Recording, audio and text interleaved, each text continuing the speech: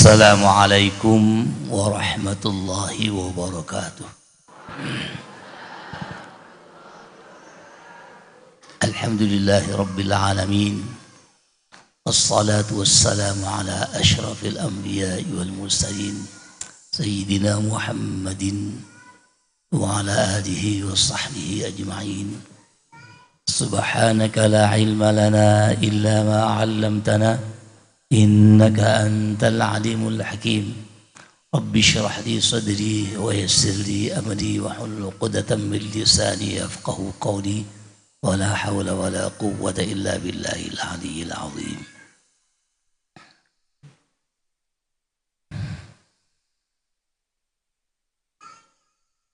Para hadirin hadirat yang kami muliakan, kami hormati semuanya yang hadir di tempat ini. Alhamdulillah kita dipertemukan kembali oleh Allah Subhanahu wa ta'ala. Saya memang sudah keliling di Kabupaten Blitar ini, bahkan di Kota Blitar juga pernah. Ini kebetulan yang di Kabupaten Blitar 22 kecamatan sudah saya kunjungi.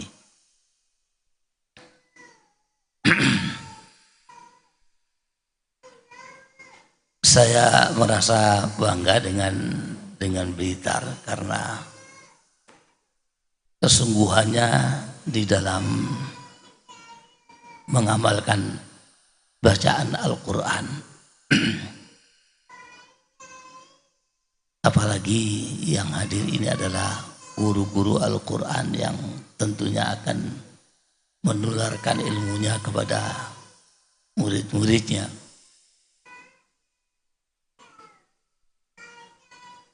Kita juga bersyukur karena Allah Subhanahu wa ta'ala menyediakan ibadah dalam bentuk bacaan Al-Quran walaupun kita tidak mengerti maknanya.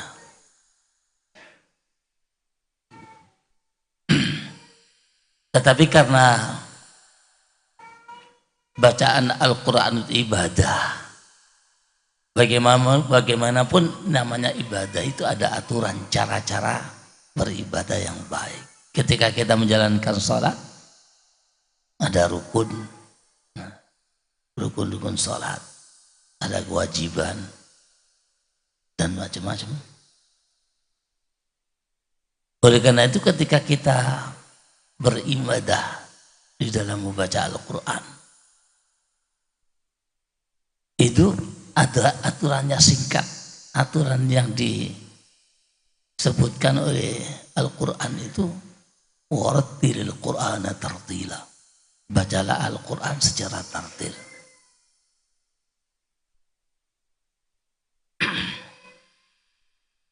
Dan ini menjadikan satu aturan membaca Al-Quran. Masalahnya sering tidak diketahui apa yang dimaksudkan bacaan yang tartil. Kita disuruh membaca Al-Quran secara tartil.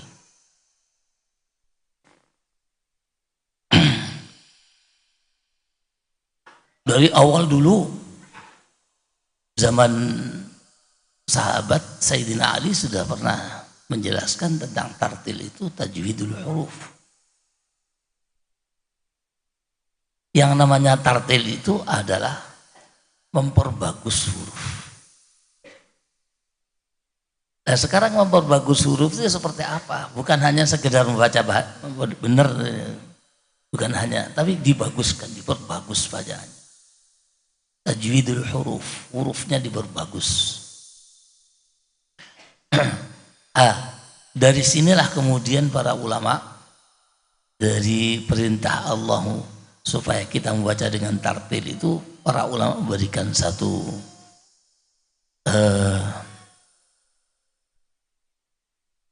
penjelasan tentang tartil yang sebenarnya. Di dimulai dari Sayyidina Ali tadi menyatakan tajidul huruf wa ma'rifatul wuquf. Lalu para ulama menjelaskan bahwa yang namanya tartil itu adalah i'ta'u kulli harfin haqqahu wa mustahaqqahu. Mampu memberikan pada setiap huruf itu hak dan mustahaknya. Ini penjelasan berikutnya yang dan itu sudah kami jelaskan secara rinci pada waktu-waktu yang lalu.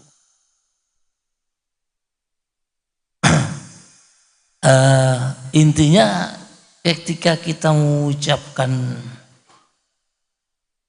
huruf-huruf Al-Quran, ketika kita membaca Al-Quran itu berdasarkan tajwid, gampangannya gitu, yang sudah disusun oleh para ulama, yang sudah dirumuskan oleh para ulama bagaimana cara mengucapkan Al-Quran dengan baik. Itu ada tajwidnya. Tajwid itu yang merinci dari definisi yang diungkapkan oleh para ulama, i'ta'u kulli harfin haqqahu mustahaqqahu. Tajwid itu umumnya tajwid yang kita terima, ya, buku-buku tajwid yang kita terima dengan bahasa Indonesia atau bahasa Jawa itu terlalu singkat. Yang justru yang dijelaskan itu ketika huruf bertemu dengan huruf yang lain, harus diucapkan ini, misalnya ada hukum idgham, hukum iqlab, hukum ikhfa, hukum itu saja. Padahal yang paling penting seperti yang diungkapkan oleh Sayyidina Ali tadi, tajidul huruf. Wala tajidul huruf itu apa? Ya, makhraj dan sifat. Ini yang sering tidak disampaikan kepada kita.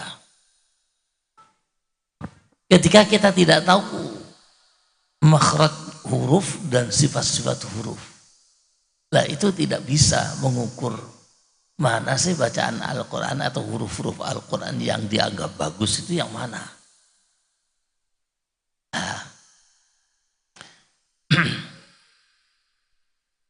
Sebetulnya ada yang penting lagi selain makhraj dan sifat. Yang penting lagi, baginda Rasul pernah berpesan di dalam rangka menjelaskan tentang tartil.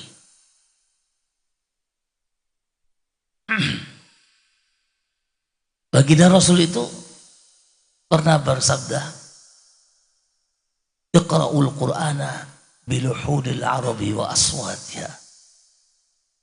Bacalah Al-Quran itu dengan luhun Arab dan suara Arab. Saya sengaja tidak menjelaskan luhun itu, belum saya terjemahkan secara jelas ya. Saya masih menyebutkan luhun. Apa luhun itu? Yang ini penting bagi kita. Karena banyak yang mengartikan luhun itu dengan artian yang lain. Padahal para ulama tajwid menjelaskan luhun itu dengan definisi yang rinci supaya tahu yang dimaksudkan luhun itu apa. Jadi baginda Rasul bersabda seperti ini, Iqra'ul Qur'ana biluhunil arabi aswatiha, itu dalam rangka menerjemahkan tartil. Tartil itu harus diartikan membaca Al-Quran dengan menggunakan suaranya orang Arab dan menggunakan luhun Arab.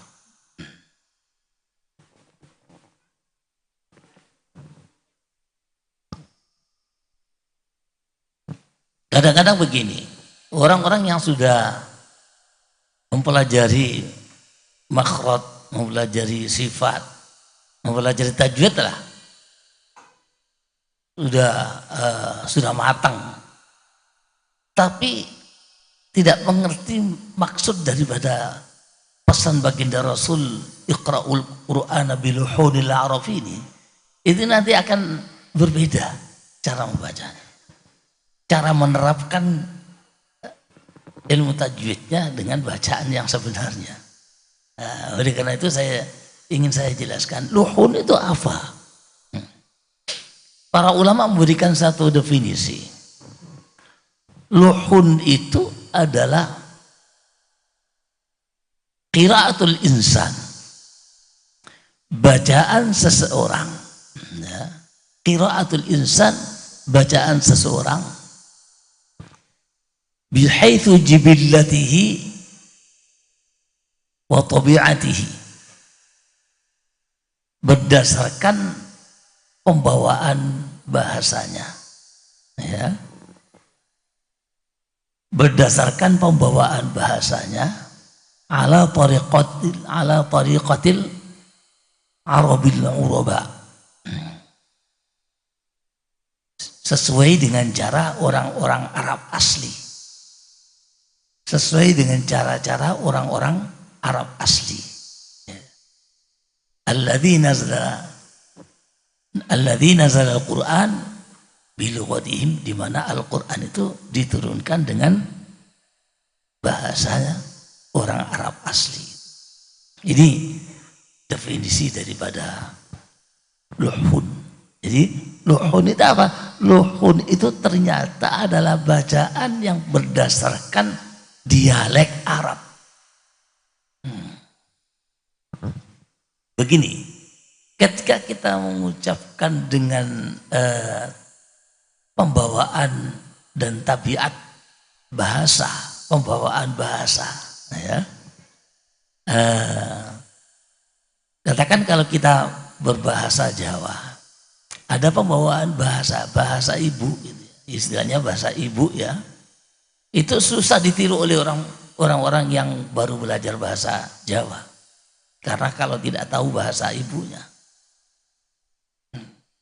Nah, yang dimaksudkan pembawaan bahasa itu adalah dialek yang mereka peroleh bahasa itu dari bahasa ibunya. Bahasa Arab asli, bahasa Arab dari ibunya.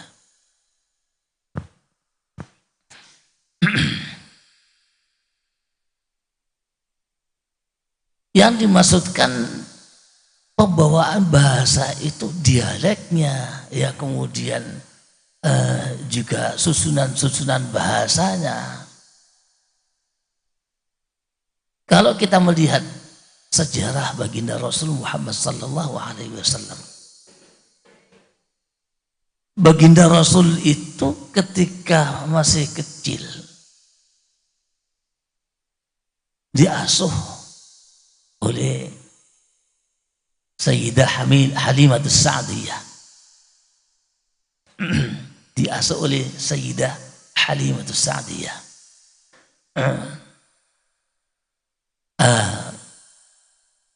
Berkat diasuh oleh Halimatus Sa'diyah ini, maka bahasanya baginda Rasul itu adalah bahasa yang asli. Karena Sayyidah Halimatus Sa'diyah itu berada di perkampungan yang bahasanya adalah bahasa fasih. Bukan hanya lahjahnya atau dialeknya saja yang diperoleh baginda Rasul dari lingkungan As-Sa'diyah itu. Ya. Bukan hanya, tapi susunan bahasa yang indah, yang fasih. Sehingga dibuktikan seluruh sabda Rasulullah sallallahu alaihi wasallam, ya. Seluruh sabda, hadis-hadis Nabi semuanya, sabda baginda Rasul itu semuanya tidak ada yang bertentangan dengan aturan bahasa. Itu aturannya. Belum lagi yang namanya lahjah bahasanya, dialeknya. Ya. Dan yang kaitannya dengan tajwid itu adalah dialeknya, bukan susunan bahasanya. Tetapi saya ingin mencontohkan baginda Rasul itu diasuh mulai kecil itu dengan menggunakan bahasa pembawaan ibu. Tapi ibunya dalam hal ini adalah Halimatus Sa'diyah. Ibunya itu karena bahasa yang diperoleh dari suku Sa'diyah ini. Maka baginda Rasul huruf-hurufnya adalah huruf-huruf yang fasih. Dikenal dengan huruf-hurufnya yang fasih dan bahasanya bahasa yang benar, tidak bertentangan dengan aturan yang sudah ada. Berkaitan dengan ini, kita yang hajam, kita yang orang-orang bukan Arab, tentunya harus mengikuti sabda baginda Rasul, iqra'ul Qur'ana biluhudil arabi wa aswatiha. Luhun, sebetulnya luhun itu sudah termasuk suara, ya. Dikuatkan lagi wa aswatiha, itu takkid itu sebetulnya, ya, takkid dan suaranya ya. Jangan sampai dialeknya saja, tapi suaranya juga suara Arab. Nah, suara Arab itu berbeda dengan suara kita. Suara Arab itu berbeda dengan suara kita. Minimal kita tahu bahwa di dalam bahasa Arab itu, huruf-huruf Arab itu ada huruf tebal, ada huruf tipis. Lah kita tidak tahu mana yang tebal, mana yang tipis. Bahasa kita semuanya tipis semua, nggak ada yang tebal. Sehingga kita harus mengerti bahwa di dalam membaca Al-Quran itu harus ada kesadaran kalau ada suara huruf yang tebal harus ditebalkan.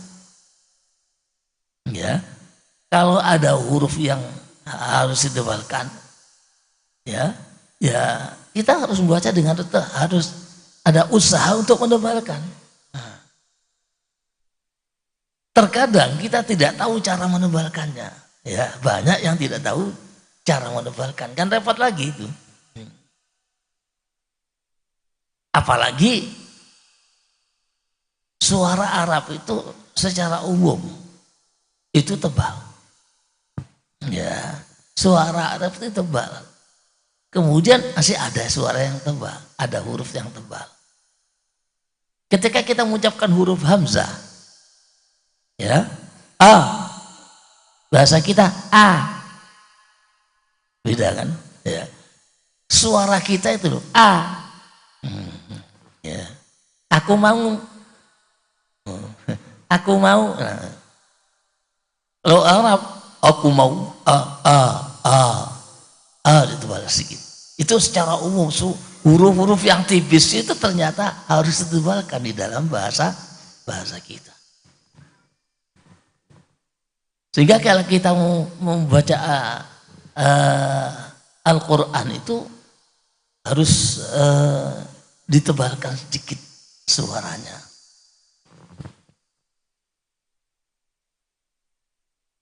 Misalnya, sayaqulu as-sufaha'u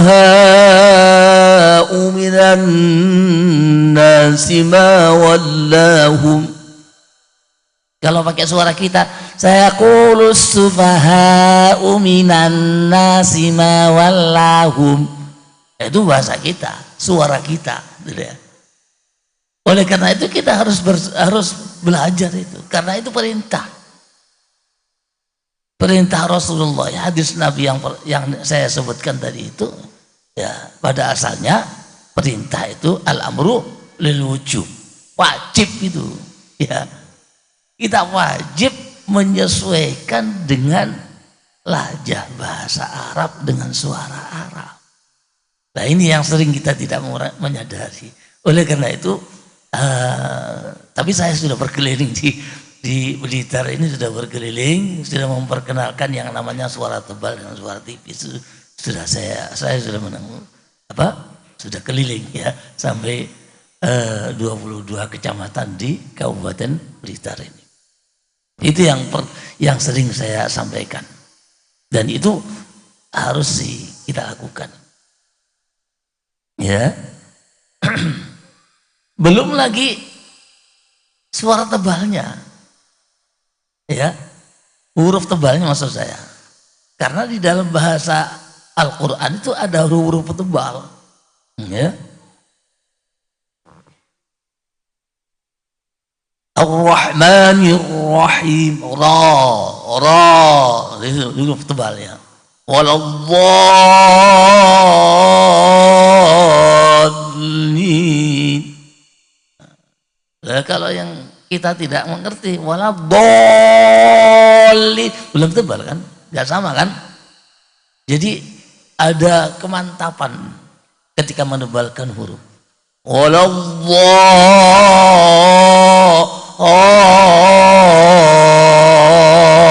Itu huruf tebal itu. Ya. Minal qaumil zalimin. Kadang beda ya. Minal qaumil beda. Ar-Rahmanir Rahim kan? Ar-Rahmanir Rahim. Beda kan? Ya. Nah, ini yang dimaksudkan suara Arab. Belum lagi yang dimaksudkan luhun tadi itu kan bukan hanya suara, tapi dialeknya. Ya, dialek itu ya menyangkut adanya tekanan. Kata kadang-kadang panjang pendeknya nggak sesuai dengan aturan. Ya. Ada yang penting lagi ini. Dialek itu orang Arab itu selalu menekan huruf itu, setiap mengeluarkan huruf itu ditekan, ada tekanannya. Dalam tajwid disebut dengan i'timad 'alal makhraj. I'timad 'alal makhraj. Ya. Bertumpu kepada makhraj itu semakin kuat bertumpunya kepada makhraj, maka semakin fasih. Nah, karena memang bahasa Arab itu aslinya itu ada tekanan, setiap huruf ditekan. Ya. Sementara kita tidak.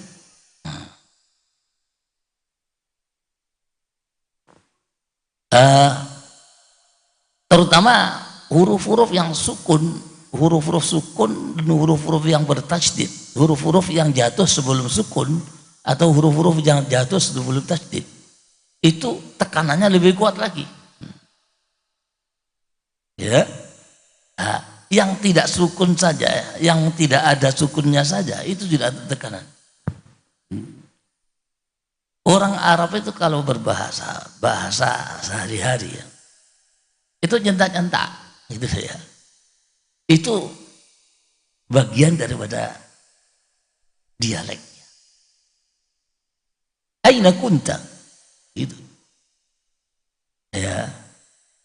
Aina tadhhab, itu bahasa Arab begitu. Nah kalau kita aina tadhhab, itu kan itu, nggak ada tekanan, ya. Sehingga kalau kita mengucapkan huruf-huruf Al-Quran karena tidak ada tekanan ya, bukan luhulul Arab berarti itu. Ya, ketika kita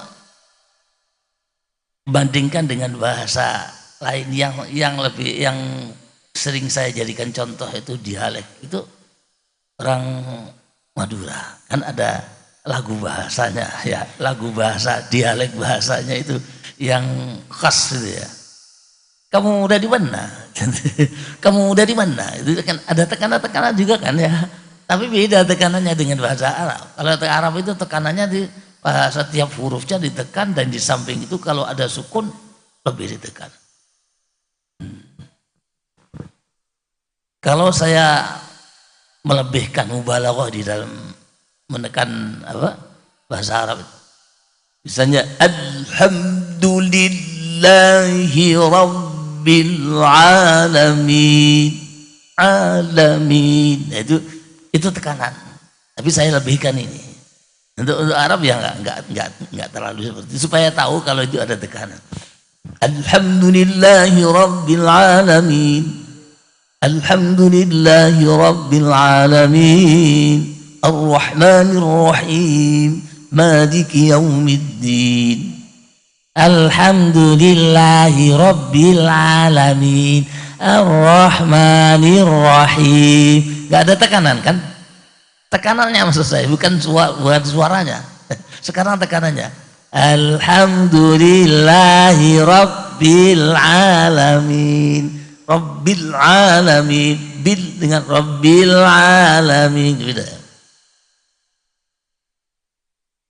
Innalladzina kafaru sawa'un 'alaihim a'anzartahum.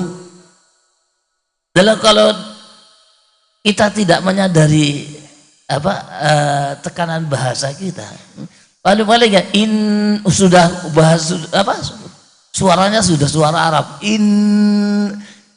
Banyaknya innalladzina kafaru sawa'un 'alaihim. Beda kan? Sawa'un 'alaihim sementara Arab itu sawa'un bukan 'alaihim sawa'un bukan sawa'un 'alaihim. Ini karena tidak mengetahui unsur dialek Arab itu, luhunul Arab.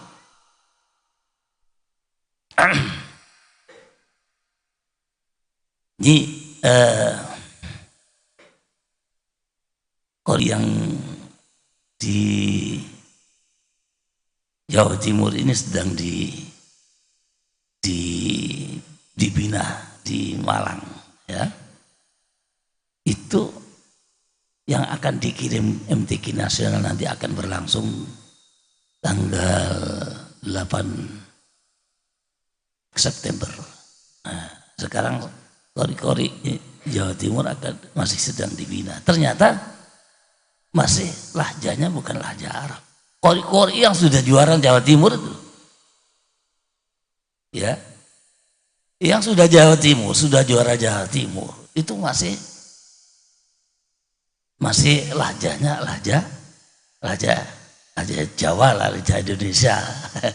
Karena bahasa Indonesia itu umumnya ya perbedaan dengan bahasa Arab itu dari tekanan-tekanan. Ya.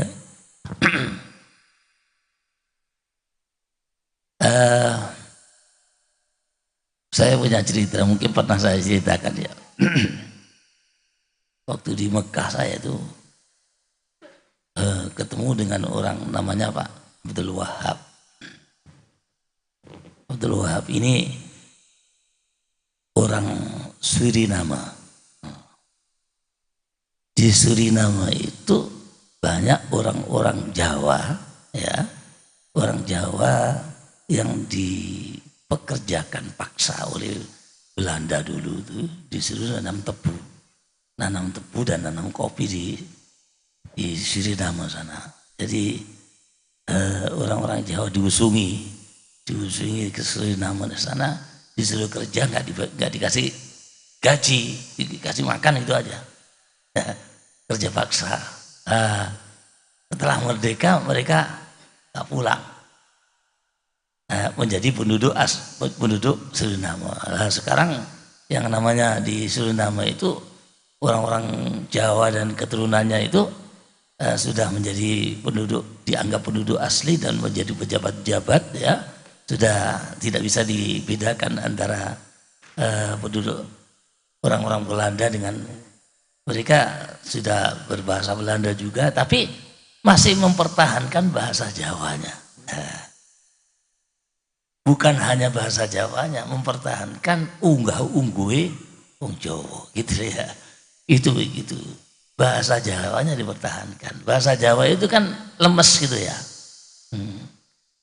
Begitu pergi haji ke Mekah, baru turun di bandara di Jeddah, diajak bicara sama orang Arab, ya, askaranya itu.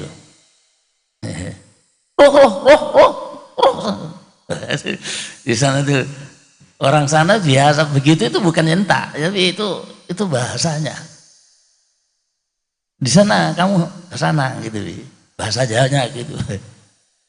Temuriko. Jalan itu temuriko. Tapi orang Arab Jeddah itu askarnya itu karena bahasanya begitu. Roh. Pergi sana. Nah, yang namanya Pak Wahab ini nggak tahu bahasa Arab ya. Wah, biasanya bahasa Jawa. Unggah-ungguhe ya. Jadi lemes bahasa Jawa itu. Wah, saya nggak ngerti bahasanya, nggak ngerti artinya ya. Disentak-sentak. Jadi takut begitu datang di Jeddah, takut terus cari orang yang bisa kenal siapa. Kebetulan sampai di Mekah ketemu saya di jalan. Ketok yang Jawa gitu, kira-kira begitu ya. Didatangnya saya. Sampean yang pundi. Jadi bahasa Indonesia nggak bisa ya. Orang nama itu bahasa Indonesia nggak bisa, bahasa Jawa yang bisa dan bahasa Belanda ya. Karena kelihatan saya di orang Jawa gitu. Datangi. Sampean yang pundi. Oh, Indonesia. Oh, alhamdulillah, nangis karena menceritakan aku disentai, kono disentai, kono disentai. Ya apa wedi aku? Jahat ya orang Arab ya. Gitu. Hanya karena bahasa. Ya. Jadi bahasanya memang bahasa begitu, bukan karena nyentak, bukan. Sehari-harinya memang begitu bahasanya. Maka ketika kita membaca Al-Quran dengan lahjah seperti itu yang kita pakai. Ketika kita membaca Al-Quran, maka lahjahnya adalah lahjah yang seperti itu. Ya. Kan yang saya contohkan baca Al-Quran.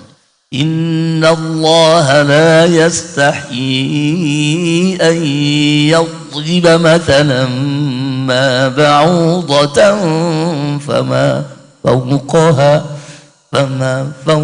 ada tekanan, bukan fama fawqaha itu ya. Inna Allah kalau itu kan walaupun bedanya sedikit tapi harus ada tekanan. Kalau nggak ada tekanan bukan lahjah Arab, bukan luhudul Arab. Inna Allah la yastahi bukan tahyi, bukan itu. Inna Allah la yastahi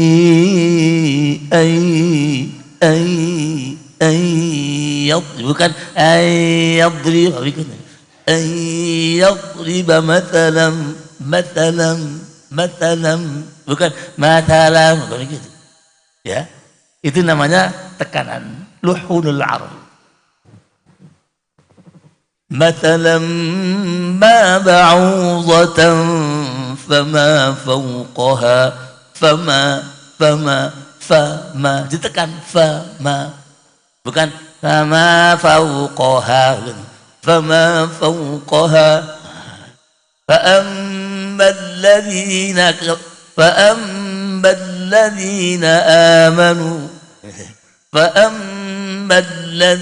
آمنوا ada tekanan.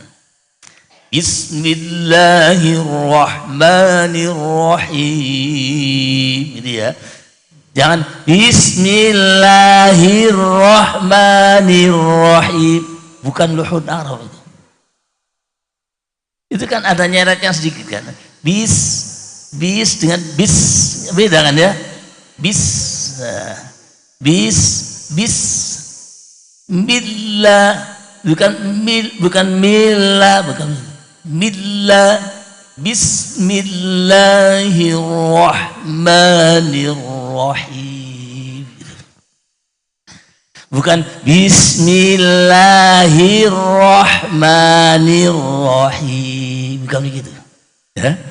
Itu memang susah kita beralih ke lahjah Arab, itu susah kalau tidak ada kesadaran, harus menyadari harus menyadari bahwa bahasa kita itu nggak sama dengan bahasa Arab karena ada lahjah yang sama, tidak sama dialek yang, dan dialek kita itu tidak bisa dirubah, sulit dirubah. Ya. Coba ditirukan ya. Ditirukan bismillah saja.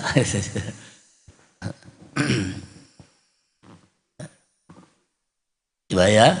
Bismillahirrahmanirrahim.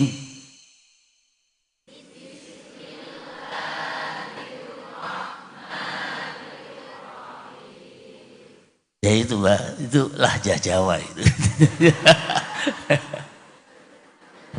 Sekarang dituliskan ya.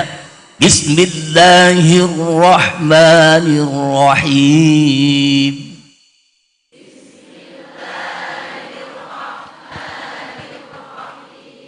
Bis bukan bis ya, beda sedikit ya, bukan bis tapi bis ya. Bismil, coba bismil, bismil, bismillahi, lahi, lahi, ditekan ya. Bismillahirrahmanirrahim.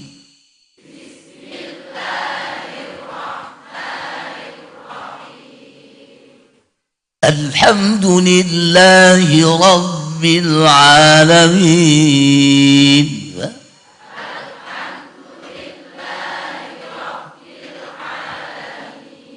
Alhamdulillahi rabbil alamin. Coba.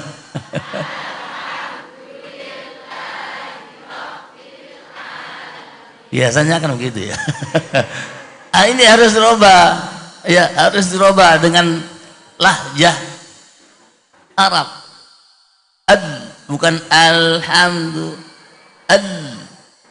Kalau saya tekankan kuat, alhamdulillahi rabbil alamin. Ada tekanan.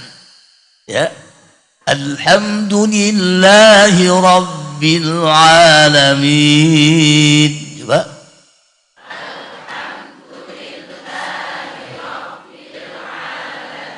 Ar-Rahmanir Rahim. Ar-Rahmanir Rahim.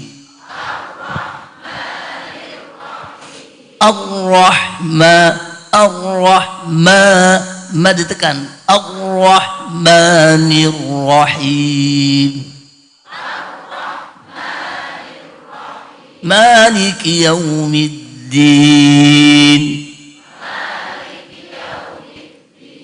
Maliki yaumiddin. Maliki yaumiddin. Supaya bisa membedakan ya, supaya bisa membedakan, nanti harus begitu bedakan ya. Iyyaka na'budu wa iyyaka nasta'in. Coba.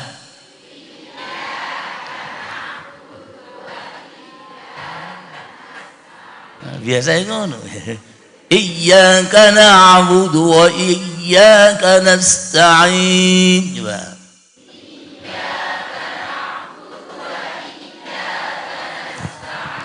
Iyyaka na'budu wa iyyaka nasta'in.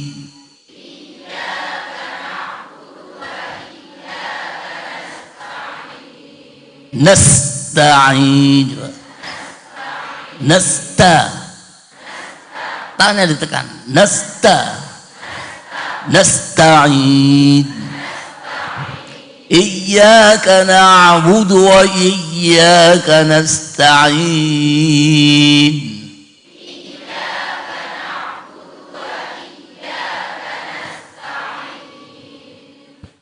ihdinas siratal mustaqim.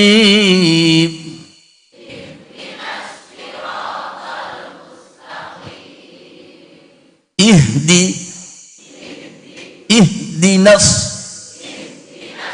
ihdinas ihdinas siratal mustaqim.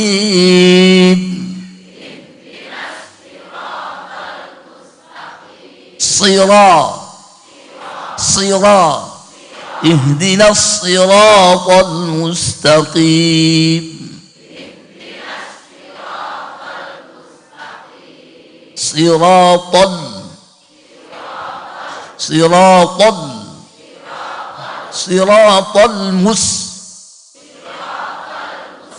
Siratal mustaqim. ihdinas siratal mustaqim.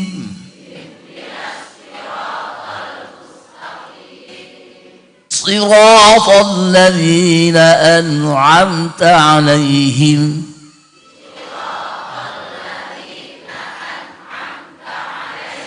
siratal ladzina an'amta 'alaihim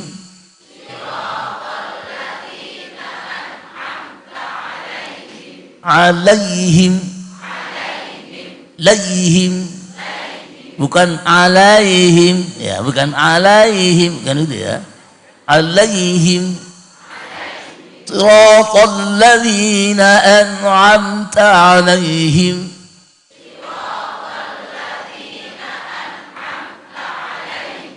ghairil maghdubi 'alaihim waladdallin.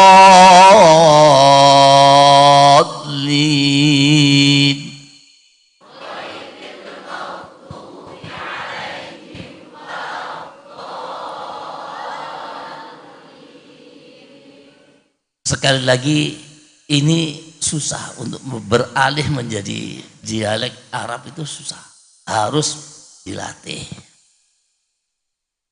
Makanya saya ngajar di rumah itu.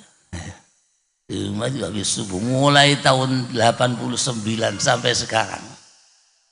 Ya, asalkan enggak kebetulan pergi ke Blitar ini ya. Itu masuk setiap hari masuk, setiap yang setor baca itu harus membaca surat Al-Fatihah dulu. Karena kalau nggak baca Fatihah nanti besok lupa lagi, beda lagi. Karena ini masalah lahjah. Lahjah bahasa kita itu nggak bisa dihilangkan. Ya. Saya pertama kali dulu itu pindah ke Jakarta. Ketika pindah ke Jakarta, itu dialek Betawi itu kan beda dengan dialek bahasa Jawa. Ya. Itu ya kemarin saya baru pindah ke sana. Dia ngomongnya masih lahjah Jawa, susah dihilangkan lahjah Jawa. Itu responnya bagaimana orang-orang Betawi? Itu sampai marah. Kamu Jawa lu jelek gitu. Karena saya tidak bisa mendudukan lahjah Betawi. Jawa lu jelek gitu. Nah, jadi sensitif sekali. Lahjah bahasa itu sensitif sekali. Orang nggak bisa mendudukan, katakan orang Madura yang berbahasa Jawa ya. Ketika mereka berbahasa Jawa nggak bisa persis dengan bahasa kita, kan kita mendengar kan nggak enak juga kan. Orang Madura. Oleh karena itu orang yang ingin bergaul baik dengan orang penduduk asli ya harus tahu bahasa Jawa, bahasa aslinya.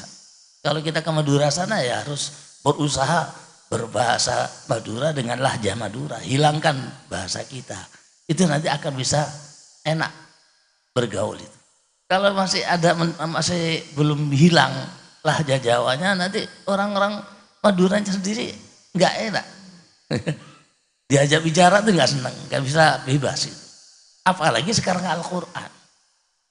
Ya, Al-Quran itu sudah dijelaskan bilisanin arabiyyin mubin. Bahwa Al-Quran itu menggunakan bahasa Arab asli, bahasa Arab yang nyata, mubin, nyata. Apa nyata itu? Ya, bilisanin fasihin, katanya ada yang menyebutkan bilisanin fasihin bitartil, gitu loh. Ya, ya. Sementara tartil itu apa? Tadi saya katakan tartil itu diantaranya adalah apa yang dijelaskan oleh baginda Rasul. Ya, iqra'ul Qur'ana biluhudil Arabi wa aswatiha. Bacalah Al-Qur'an dengan dialek Arab dan suara Arab.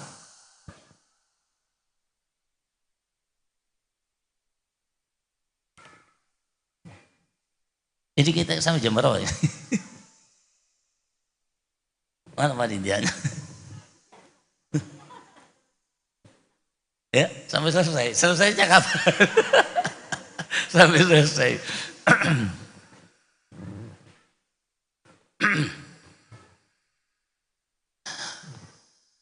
Lah sekarang kita melihat orang-orang Arab asli itu yang mana? Nah, Arab itu sekarang sudah ada yang fasih, ada yang tidak fasih. Ya. Ada orang-orang bahkan di Saudi sendiri itu sudah bukan bahasa Al-Quran yang asli. Ya. Di Mekah sendiri itu orang baca bahasa Arabnya, ya, ya,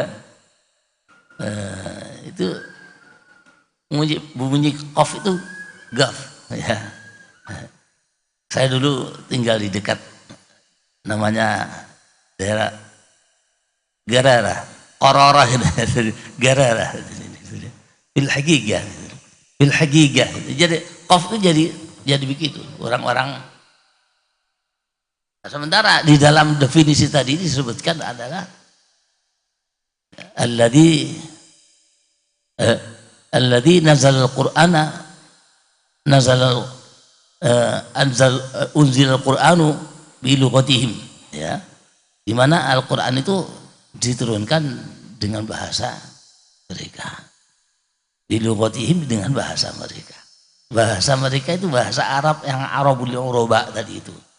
Lah, tentunya sekarang tidak bisa kita mengetahui, walaupun kita tahu bahwa Al-Quran itu diturunkan di Mekah dan di Madinah.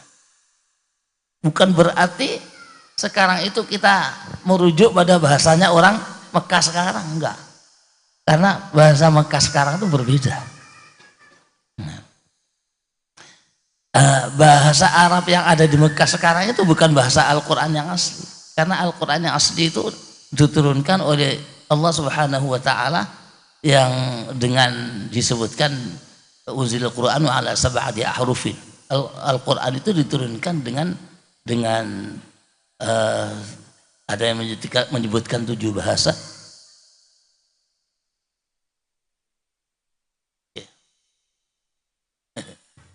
Divisi.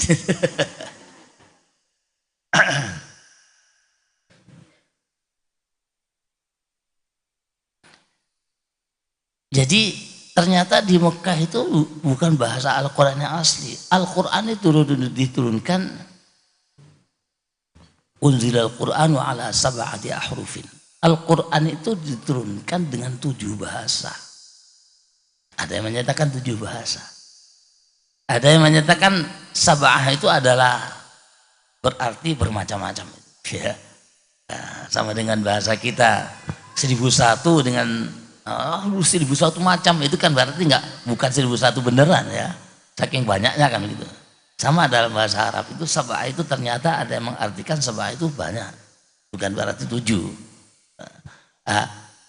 Sebagian ulama mengartikan unzil Al-Qur'anu ala sab'ati ahrufin, itu Al-Quran itu diturunkan dengan bermacam-macam bahasa, dengan macam-macam huruf, macam-macam bahasa.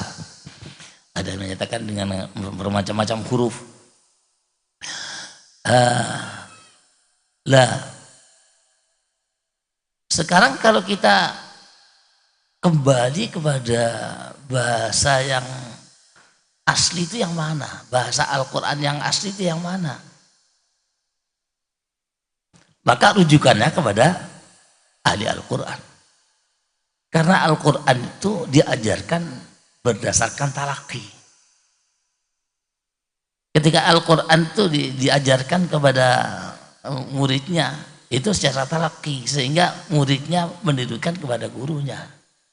Perkara sekarang bahasa Arab yang di Mekah itu sudah berubah, nah itu urusan lain, nggak usah diurus, itu bukan Al-Quran, gitu aja. Kenapa? Nyatanya sudah bertentangan dengan Al-Quran. Al-Quran diturunkan dengan bahasa Arab yang asli, bahasa Arab yang nyata. Ternyata di Mekah dan di Madinah sekarang sudah tidak menggunakan bahasa Arab yang nyata. Asal tahu saja bahwa Al-Quran yang dianggap sahih oleh para ulama, disepakati oleh para ulama bahwa yang dianggap qiraah sahihah itu adalah harus menggunakan bahasa Arab yang asli dan dengan riwayat yang mutawatir, ya, dengan bahasa yang fasih atau afsah, gitu syaratnya. Bahasa yang atau bacaan Al-Quran yang sahihah itu harus menggunakan bacaan yang riwayatnya mutawatir, ya. Dan ada lagi sesuai dengan tulisan rasm, ya. Tapi yang penting ada bahasa fasih, fasih atau afsah, gitu ya. Lah, untuk mengetahui bahasa yang fasih dan afsah itu yang mana? Gak bisa kita katakan orang-orang Saudi itu dianggap sebagai bahasa yang fasih, ya. Karena nyatanya bertentangan dengan Al-Quran yang sudah sudah disepakati para ulama. Al-Quran itu sekarang dipraktekkan oleh orang-orang umat Islam, ya, sedunia, ya. Itu apakah bacaan riwayat Hafs atau bacaan riwayat Imam Nafi, ya, atau bacaan apa saja yang sekarang dipakai di dunia itu kan hanya tinggal bacaan riwayat Warosh Imam Nafi, bacaan riwayat Qalun Imam Nafi, bacaan riwayat Hafs Imam Asim, bacaan riwayat Ad-Duri Abu Amr, ya. Itu yang sudah dipraktekkan. Yang lainnya sudah tidak ada lagi, ya. Yang bacaan-bacaan sahihah yang lainnya itu tidak dipraktekkan sehari-hari, walaupun secara ilmiah masih dikaji oleh para ulama. Yang jelas para ulama mensepakati ada bacaan yang sahihah, ya, yang paling menurut para ulama yang paling bisa dipertanggungjawabkan itu adalah bacaan qiraat 7, ya, qiraat as-sab', ya, qiraat 7 itu yang paling bisa dipertanggungjawabkan karena riwayatnya mutawatir, kemudian bahasanya juga fasih, kemudian sesuai dengan rasum, ya. Nah, itu lah di antara qiraat 7 itu ada riwayat Hafs dan empat riwayat tadi. Nah, riwayat Hafs, ada riwayat Arash, riwayat Qalun, riwayat Ad-Duri. Itu yang dipraktekkan. Warash, Qalun, Duri itu di Afrika. Yaman sebagian ada yang menggunakan begitu. Tapi yang jelas bahwa bahasa Arab itu Al-Quran, maksud saya, Al-Quran itu secara talaki sudah sampai kepada kita. Kita belajar juga secara talaki. Saya sendiri juga belajar langsung antara bacaan kita yang ada di sini dengan bacaan yang saya terima di Mekah, sama riwayat Hafsnya, ya, sama Berarti kan ya itu yang bisa dipertanggungjawabkan. Nah sekarang di Mekah sendiri, di Masjidil Haram sendiri ada pembelajaran Al-Quran. Nggak sama dengan bahasa yang dipakai oleh mereka. Bahasa lingkungannya kan bahasa yang seperti yang saya contohkan tadi, qafnya gaf gitu ya. Dan di samping itu bahasa aslinya itu karena sudah disebutkan bahasa Al-Quran itu sebagai lisanin Arabiyyin mubin, bahasa Arab yang nyata, maka Al-Quran, gambaran bacaan Al-Quran dengan segala aturan-aturan tajwidnya itulah yang disebut sebagai bahasa yang asli, bahasa nyata.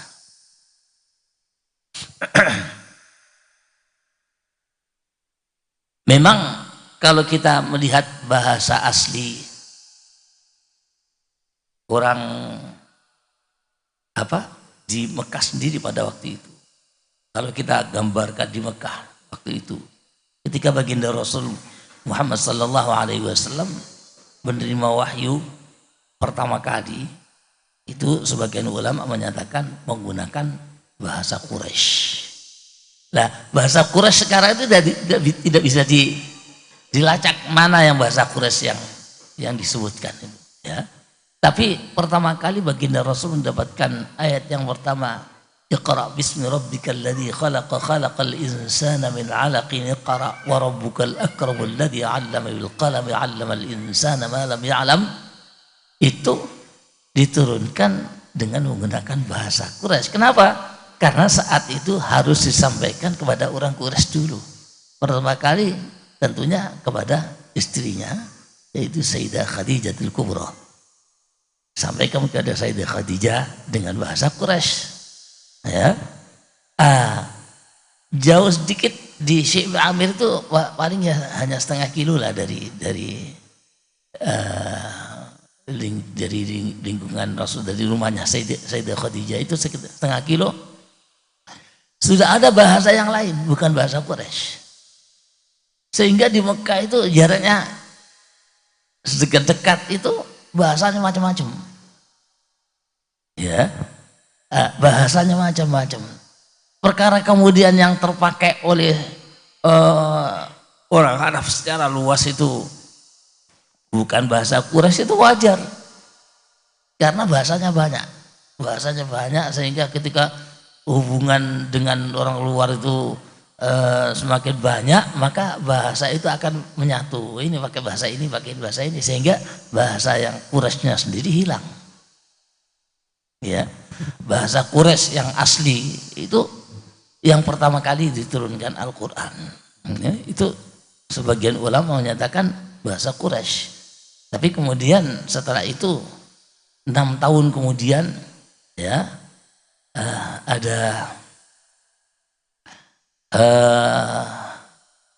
ada suku lain, ya. 6 tahun kemudian baginda Rasul mendapatkan, didatangi oleh malaikat Jibril, ya, innallaha ya'murukum an taqra'al Qur'an ala harfin wahidin. Sayyidina Jibril menyampaikan perintah dari Allah, ya Muhammad, kamu diperintahkan untuk membaca Al-Quran itu dengan satu model. Rasulullah kemudian menjawab, saya mohon maaf, ya, mohon maaf kepada Allah Subhanahu wa taala, ya.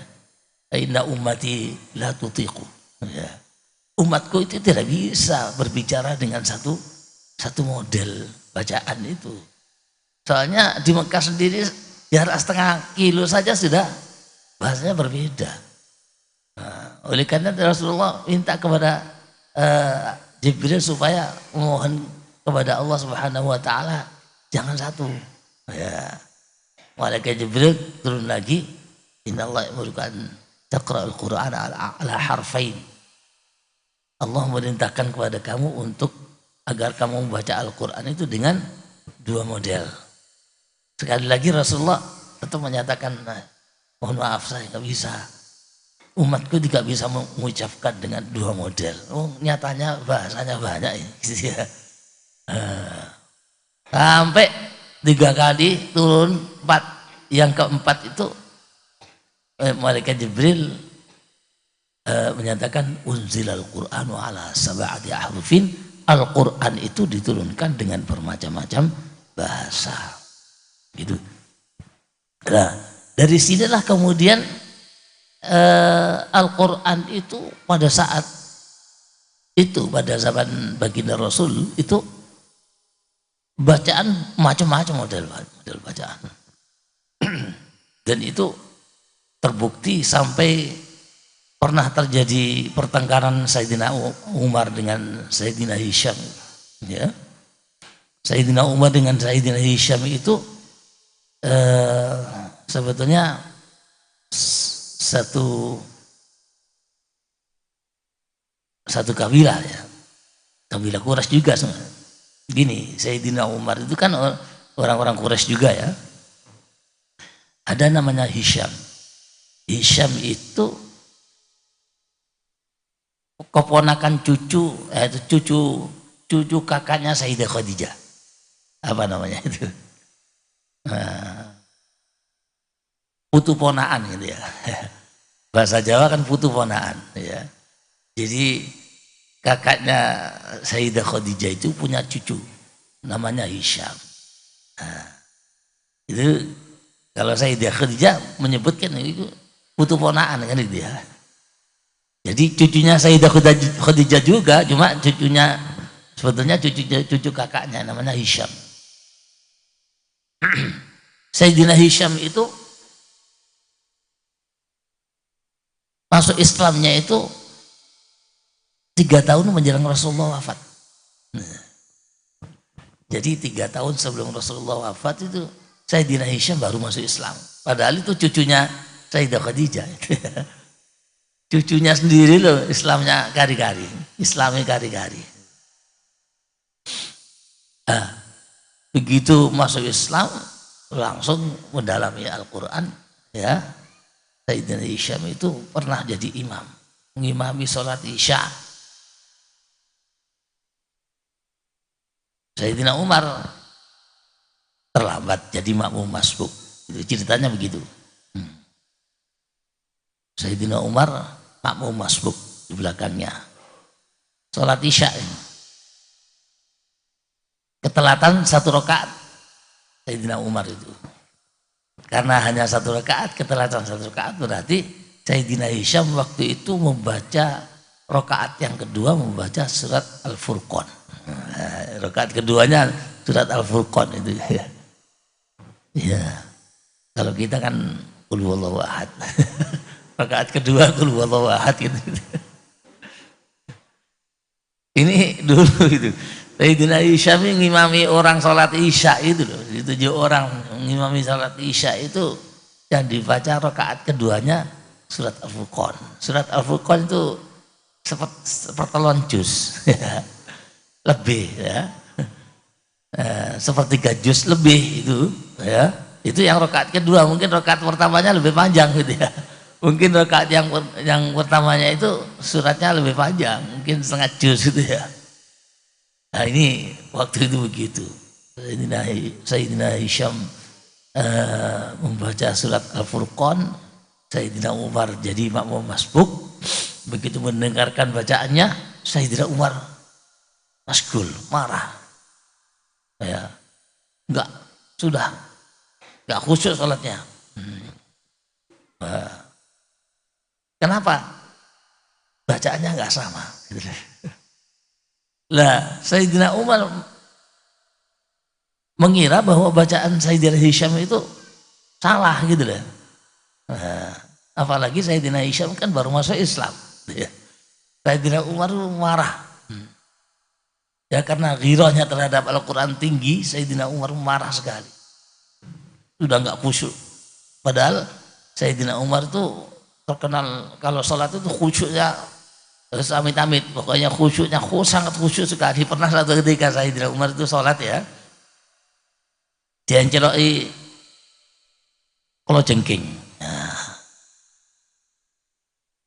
Kala jengking itu sudah menyengat sebetulnya. Kala jengking ukurannya setengah dhira. Setengah dhira itu 22,5 cm. Ya, ya sekian lah ya. Itu mencolok di sini, sudah menyengat. Nah, ya. Itu Sayyidina Umar nggak obah belas. Ya. Nggak bergerak, masih khusyuk saja. Sampai salam baru bengong. Wah, sakit ya. Di sini setelah salam ya. Padahal nyengatnya waktu sholat itu menggambarkan betapa khusyuknya Sayyidina Umar. Ya. Dintup kalau jengking loh, nggak kerasa, saking khusyuknya. Nah, dintup kalau jengking nggak kerasa. Nah, ini Sayyidina Umar saking khusyuknya. Nah, padahal kalau kita ya, jangankan dintup, lamuk itu, nyamuk winging itu aja belum sampai mencelok, wis nggak khusyuk belas. Itu khusyuknya Sayyidina Umar. Begitu mendengarkan bacaan yang nggak sama dengan bacaan Sayyidina Umar marah nggak khusyuk. Wah, sampai begitu Sayyidina Hisham selesai, ya, ngimami sholat, wiridan, ya, Sayyidina Umar menyelesaikan 1 rakaat karena makmum masbuk tadi kurang 1 rakaat, menyelesaikan cepet-cepet nol. Cepet-cepet sebetulnya hampir saja membatalkan sholat tentu Sayyidina Umar dalam ceritanya begitu. Tapi sampai diempet-empet sampai selesai. Nah, begitu selesai nggak pakai wiridan langsung maju ke depan, serbannya Sayyidina Hisham itu tarik sampai berdiri. Kamu main-main dengan Al-Quran. Saking tingginya ghirah Sayyidina Umar. Kamu main-main dengan Al-Quran. Enggak, saya dari Rasulullah. Bohong, gak mungkin Rasulullah. Saya juga dari Rasulullah. Gak mungkin bohong kamu. Jadi ini suudonnya Sayyidina Umar itu karena Sayyidina Hisham baru masuk Islam kan. Dikira bacaannya nggak sama, bacaannya salah. Akhirnya karena ngaku dari Rasulullah, ayo ke Rasulullah. Tarik terus ini, serbannya ditarik terus oleh Sayyidina Umar. Nah, Rasulullah dari kejauhan melihat, wah ini cucuku, cucunya Sayyidah Khadijah kan cucunya juga dia kan gitu ya. Wah itu cucuku, Umar, lepaskan itu, dari jauh. Nah, Sayyidina Umar takut langsung dilepaskan. Datang, begitu datang menghadap yang namanya apa? Sahabat-sahabat Rasulullah itu semuanya itu tunduk karena kewibawaannya baginda Rasul. Begitu masuk di rumahnya, nggak berani ngomong, diam saja Sayyidina Umar. Ya, itu untuk menggambarkan betapa tunduknya para sahabat kepada baginda Rasul. Jangankan ngomong, melihat saja nggak berani, melihat Rasulullah nggak berani. Dalam riwayatnya begitu, Sayyidina Umar langsung tunduk gitu saja. Nah, tunduk saja. Lalu ditanya oleh Rasulullah, ada apa? Baru ngomong, menceritakan. Ini Hisham ini membaca seperti apa yang tidak seperti apa yang kau ajarkan kepada aku. Kama aqra'taniha. Ma qara'a kama aqra'taniha. Dia tidak membaca seperti engkau mengajarkan bacaan kepada aku. Saya tidak Umar.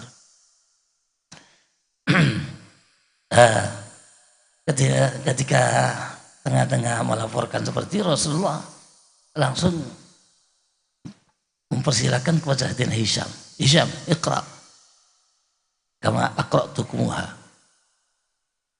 kama aqra'tukaha gitu ya. Iqra ya Hisham kama aqra'tukaha.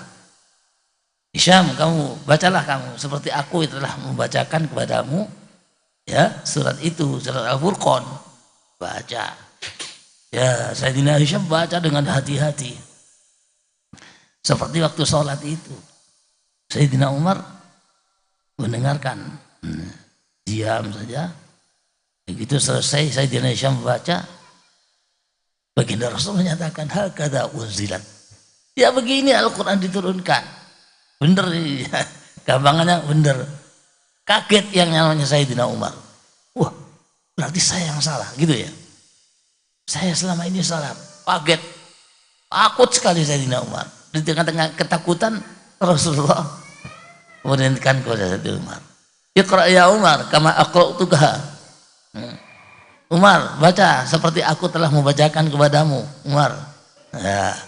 Baca dengan hati-hati. Sayyidina Umar seperti yang biasa dibaca. Baca, nggak sama dengan Sayyidina Hisham. Asal tahu saja ya, ketidaksamaannya itu nggak banyak, hanya sedikit. Ya. Itu saja Sayyidina Umar marah-marah karena hanya perbedaan sedikit saja. Tidak selesai, ternyata baginda Rasul juga menyatakan hakadha unzilat. Sama ternyata. Hakadha unzilat langsung diteruskan oleh baginda Rasul. Unzil Qur'anu ala sab'ati ahrufin. Al-Quran itu diturunkan dengan sab'ah ahruf yang oleh para ulama diartikan bermacam-macam model. Ini kalau kita teliti, Sayyidina Hisham itu orang Quraisy. Sayyidina Umar juga orang Quraisy. Tentunya bahasanya sama. Tetapi ketika Rasulullah mengajarkan kepada Sayyidina Hisham, tidak sama dengan yang diajarkan kepada Sayyidina Umar. Ya. Itu untuk menunjukkan memang Al-Quran oleh Allah Subhanahu wa Ta'ala diturunkan dengan bermacam-macam model bacaan. Memang awal-awal itu Al-Quran diturunkan dengan menggunakan bahasa Quraisy, tapi kemudian Allah menurunkan dengan macam-macam model, dengan bahasa-bahasa yang fasih di antara bahasa Arab, dan kabilah-kabilah Arab dan suku-suku bahasa Arab itu memang banyak sekali, sehingga yang diturunkan oleh Allah Subhanahu wa Ta'ala dengan menggunakan bahasa Arab dengan menyesuaikan, bukan menyesuaikan, sesuai dengan bahasa Arab yang fasih itu. Saat itu ada bahasa-bahasa yang tidak sama dengan Al-Quran. Lah mungkin bahasa yang tidak sama itu yang berkembang sampai sekarang jadi bahasa orang Saudi sekarang gitu ya. Ya, seperti Garara saya contohkan tadi itu.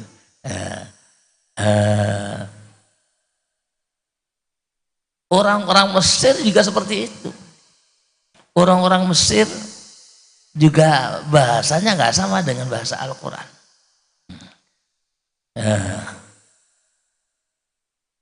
Barangkali kita mengenal nyanyian Ummi Kulsum. Dulu ada nyanyian Ummi Kulsum yang terkenal, qalbi ana itu ya. Itu orang Ummi Kulsum bilangnya albi ana. Qalbi itu albi pakai hamzah gitu ya. Itu bahasa Mesir itu. Ya. Makanya orang-orang Mesir itu kalau berbahasa ya qaf itu jadi a. Fil haqiqah, fil haqiqah itu fil haqiqah. Ya. Haqqi ana, ya. Haqqi ana, haqqi itu haqqi. Itu bahasa yang semacam ini dianggap bukan bahasa fasih, bukan bahasa Al-Quran yang dimaksudkan itu. Karena Al-Quran diturunkan dengan menggunakan bahasa Arabul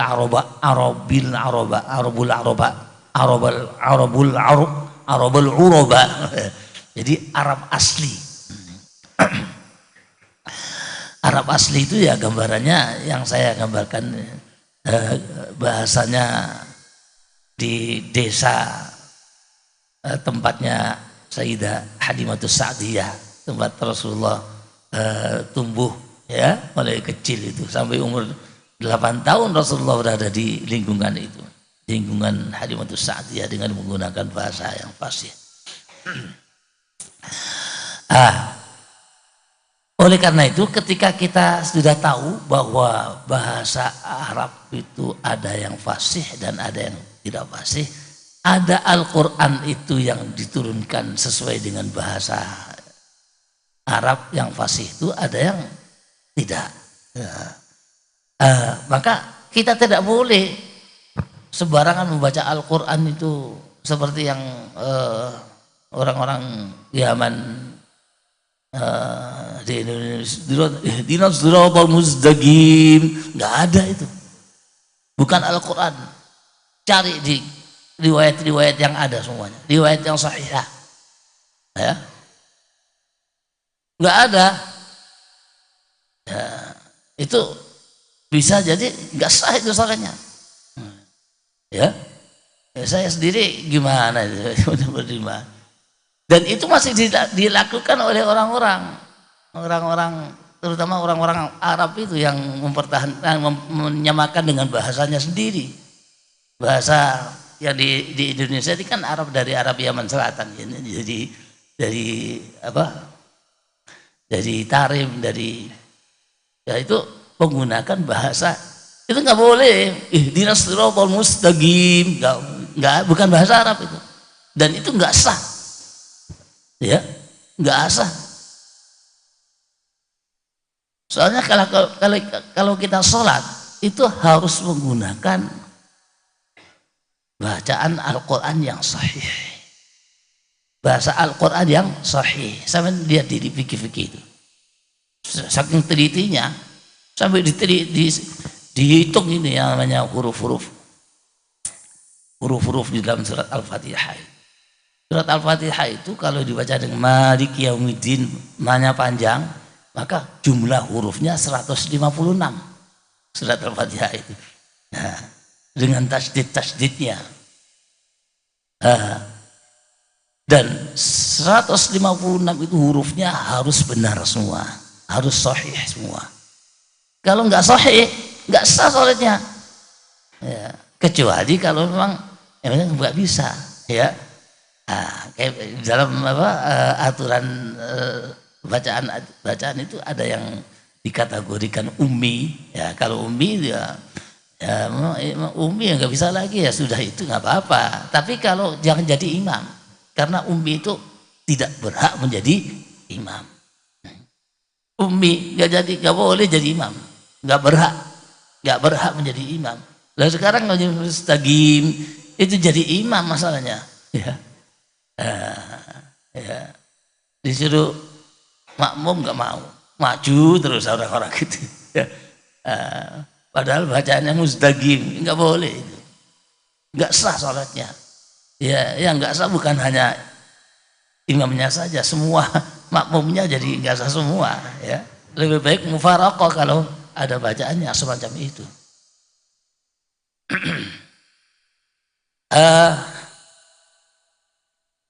Sangat hati-hati sekali bacaan Al-Quran yang dilakukan oleh para ulama qurra khususnya.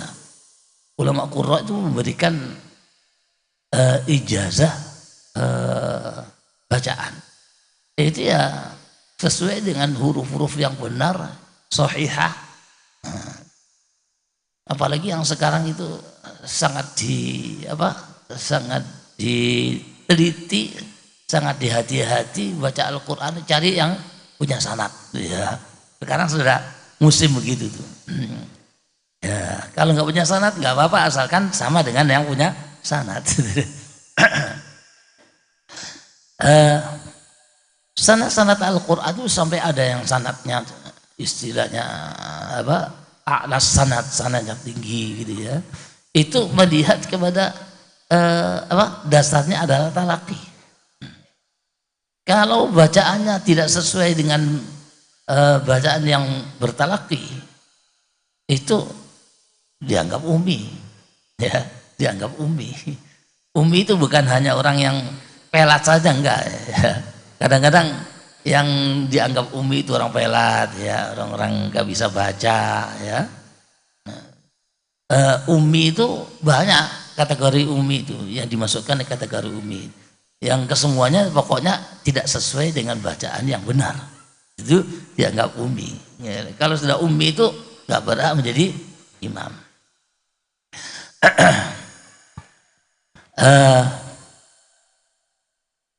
Bacaan Al-Quran yang kita tuju itu boleh dipraktekkan walaupun sehari-hari nggak ada yang membaca gitu ya. Itu seandainya ada yang membaca itu, sekarang sudah mulai banyak orang yang membaca bacaan riwayat yang lain gitu. Saya pernah ke NTB. Di NTB itu ada daerah namanya daerah Kekait ya. Waktu ada gempa kemarin itu hancur desa Kekait. Kekait itu ada wilayah yang lembah tapi dikelilingi oleh gunung ya. Dikelilingi oleh gunung tinggi. Jadi wilayahnya kecil saja, satu desa saja. Saya sholat di sana, sholat Jumat. Imamnya itu baca surat panjang, baca surat panjang dan menggunakan riwayat qaulun Imam Nafi'. Saya tanya, oh sudah biasa di sini begitu. Coba di daerah yang terpencil, daerah sana bukan Arab yang di daerah NTB sana itu sudah menggunakan bahasa yang bukan riwayat hafaz dan itu bacaannya bagus. Nah, sudah seperti itu di sana di NTB. Nah, sementara di Arab sendiri masih seperti itu kan, kita prihatin. Kita prihatin. Orang-orang Arab sendiri di Yaman itu terutama, saya prihatin di Yaman sekarang banyak orang-orang belajar di Yaman, sementara bacaan Al-Quran enggak kayak Quran. Pulang dari Yaman itu bacaan Al-Qurannya. Ada orang di Ampel sana belajar di Yaman, pulang dari Yaman, sudah lulus ya, sudah lulus pulang dari Yaman. Nah, baru beberapa hari itu oleh ayahnya diantar ke rumah saya, tolong perbaiki bacaannya katanya, tolong perbaiki bacaannya ya. Sudah lulus di Yaman sana, karena di Yaman sana itu nggak memperhatikan bacaan yang benar gitu loh, sehingga sudah lulus di Yaman, jauh-jauh belajar di Yaman bertahun-tahun, pulang masih perlu diperbaiki bacaannya. Diantarkan sendiri oleh ayahnya. Ya sudah dewasa, wong sudah lulus dari Yaman ya. Ya sekitar umur 25 atau 30-an ya. Ya. Itu datang ke rumah mengantarkan anak saya ya.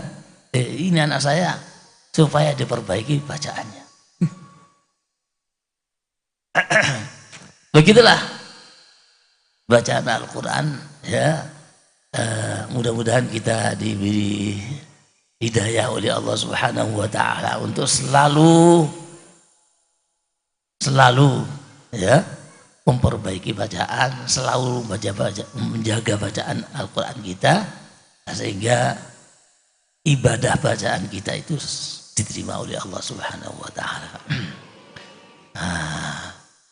Baik, ala ma nawaina wa ala ma salih ila hadratin nabiyil mustafa sayyidina wa habibina wa syafi'ina wa qurrati a'yunina wa maulana Muhammadin sallallahu alaihi wasallam. Al-Fatihah. Wa billahi minasy syaithanir rajim. Bismillahir rahmanir rahim. Alhamdulillahi rabbil alamin. Ar-Rahmanir Rahim. Maliki yaumiddin. إياك نعبد وإياك نستعين اهدنا الصراط المستقيم صراط الذين أنعمت عليهم غير المغضوب عليهم ولا الضالين آمين. بسم الله الرحمن الرحيم. الحمد لله رب العالمين. اللهم صل وسلم وبارك على سيدنا محمد وعلى سيدنا محمد. اللهم تقبل منا إنك أنت السميع العليم وتب علينا إنك أنت التواب الرحيم. اللهم إنا نسألك علما نافعا فهما واسعا وانشر علينا رحمتك يا حي يا قيوم يا ذا الجلال والإكرام.